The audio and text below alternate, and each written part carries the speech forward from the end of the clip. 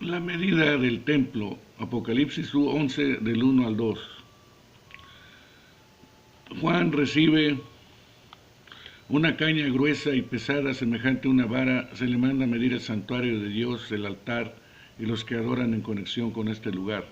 No se le permite medir el atrio exterior. El apóstol tiene que rechazar aquel atrio.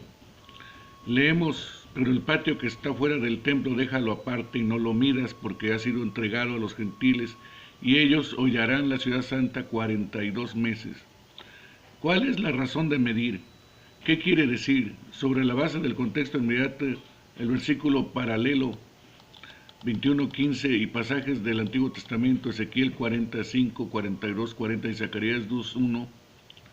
Medir el santuario significa apartarlo de lo que es profano, para que separado así pueda estar perfectamente seguro y protegido de todo daño.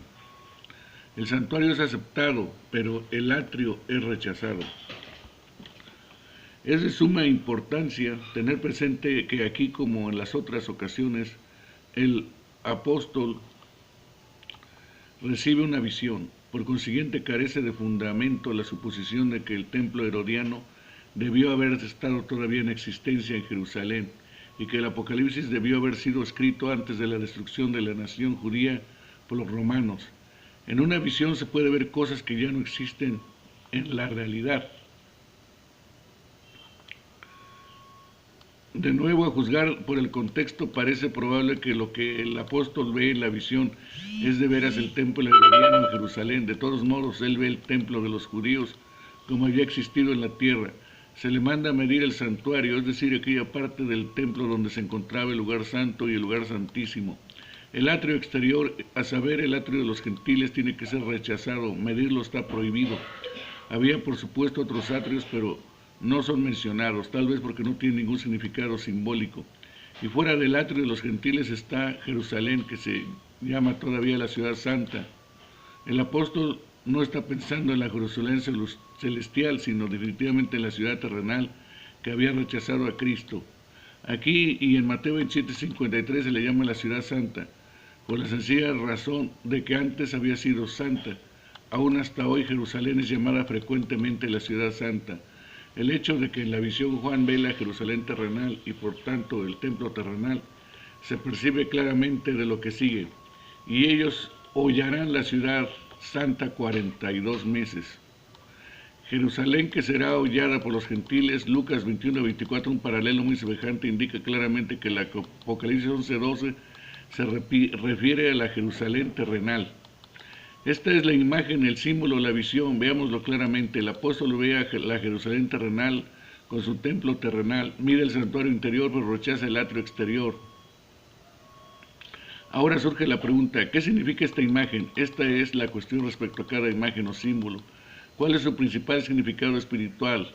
La imagen es una cosa, el significado simbólico principal es otro, aunque ambos están siempre muy estrechamente relacionados. No se debe confundir. Un significado sumamente espiritual se expresa muchas veces por medio de un simbolismo terrenal, pero indican o simbolizan. En la visión del apóstol ve de veras la Jerusalén terrenal, el templo terrenal, el santuario terrenal, el atrio exterior terrenal. La pregunta la pregunta siguiente es, ¿qué simboliza todo esto? La respuesta es que este santuario de Dios simboliza a la iglesia verdadera, es decir, a todas las personas en cuyo corazón Cristo habita en el Espíritu, todos los verdaderos hijos de Dios que le adoran en espíritu y en verdad. Son medidos, es decir, son protegidos, son guardados durante el tiempo cuando los juicios recaen sobre el mundo impío y perseguidor. Por supuesto, estos santos van a sufrir severamente, pero nunca perecerán. Son protegidos de la condenación eterna.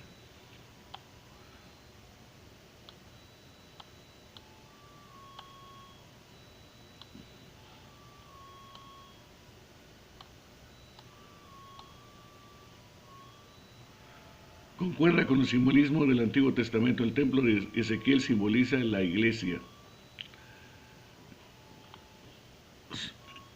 Reciben en sus frentes el sello de Dios, así también aquí en Apocalipsis 11 se dice que todos los que adoran en conexión con el altar, es decir, a todos los verdaderos adoradores, son medidos. El contar también al medir se refiere a la protección de ellos. Además, los mismos que en el Apocalipsis 7 la iglesia militante fue descrita.